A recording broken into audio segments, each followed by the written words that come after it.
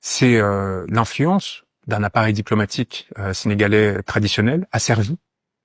qui a prolongé les dynamiques de l'ancien régime et qui, quelque part, a mis dans cet étau l'autorité politique sénégalaise nouvelle, qui est censée incarner la rupture et qui n'a pas pu incarner la rupture par défaut de préparation et d'ajustement de l'appareil étatique à l'égard de cette nouvelle donne. Et cela donne, en fait, des scènes qui sont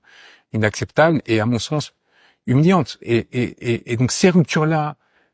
qui ne sont pas mises en œuvre à court terme parce que les contraintes,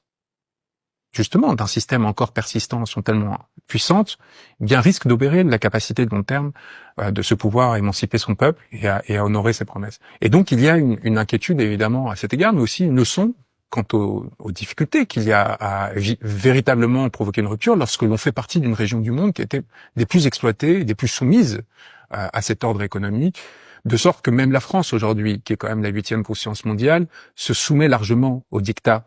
non seulement financier, mais de l'empire états-unien. Alors imaginez-vous le courage qu'il faut, lorsque l'on est un État du Sahel, à prendre ce chemin qui nécessairement va passer par une mise en danger d'un certain nombre d'intérêts nationaux, mais aussi plus généralement de sa population.